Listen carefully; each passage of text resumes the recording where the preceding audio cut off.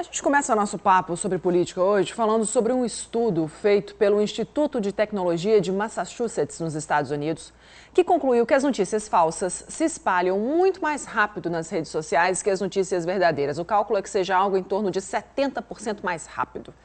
Laerte Cerqueira, bom dia. Olá, Patrícia, bom dia a todos. Os boatos sempre se proliferam muito mais rápido. Nesse caso, especificamente, a tecnologia tem amplificado isso e ampliado esse compartilhamento.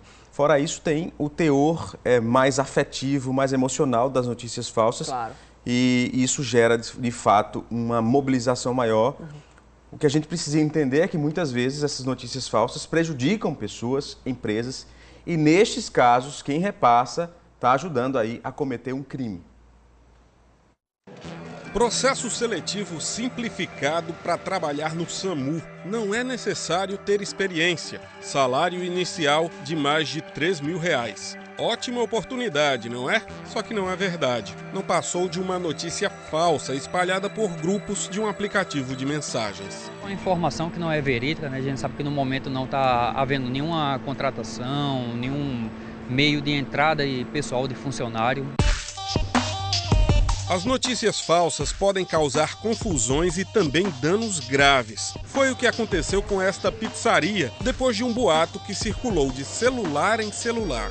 Os proprietários receberam a notícia de que estava sendo disseminado uma falsa notícia. Nos grupos de WhatsApp, as pessoas começaram a divulgar pedindo para boicotar essas empresas, né? Que as pessoas não frequentassem esses estabelecimentos comerciais.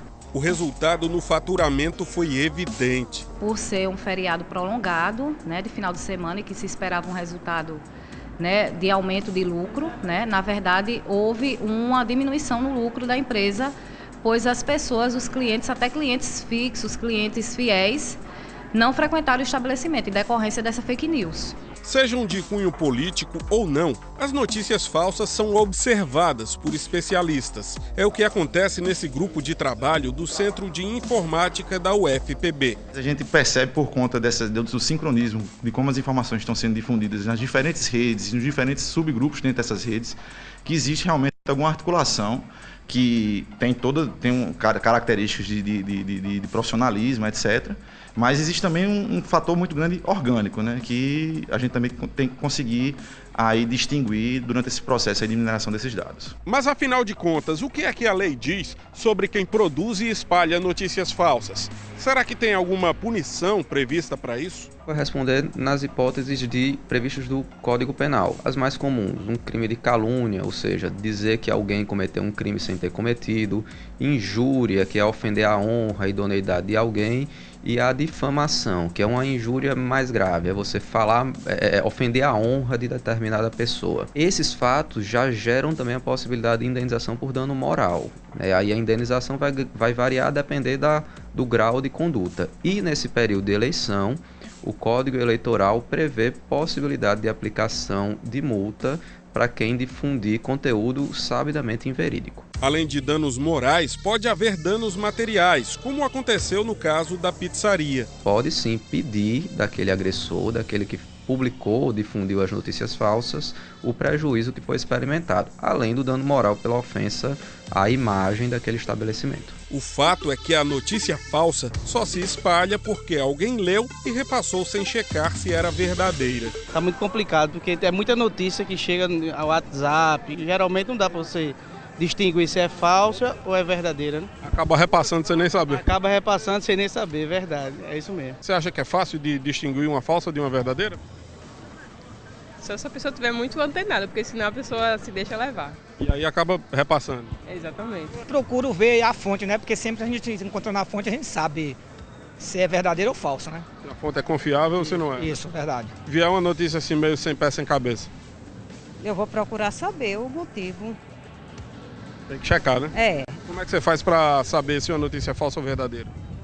Procuro investigar em outras fontes para ver se realmente é verdadeiro. Rastrear e responsabilizar quem criou o conteúdo é só uma batalha na guerra contra a desinformação. A tecnologia, quando entra nessa seara da subjetividade, realmente ela tende a oferecer só pequenas ferramentas para auxiliarem as pessoas, mas não a solução completa, né? Não dá para substituir o bom senso.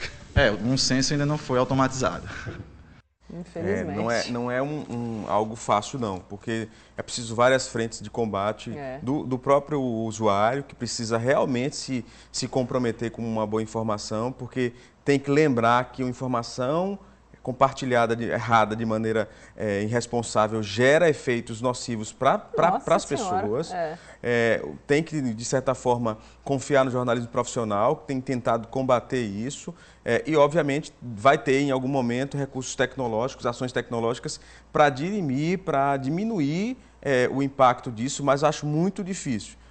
A sociedade, de certa forma, tem que se mobilizar para evitar que você seja vítima, por exemplo, de uma informação falsa que gere uma consequência muito maior. A gente, quando não acontece com a gente acaba não ligando, né? Mas quando acontece com alguém próximo, e algo também precisa acontecer, que é didático, é a punição. As pessoas começarem a ser punidas, a gente começar a divulgar essas punições, porque aí a maioria começa a perceber que não é brincadeira ficar repassando essas informações falsas. Laerte, vamos para as notícias da Assembleia. Tem mudanças de relator no orçamento aqui da Paraíba.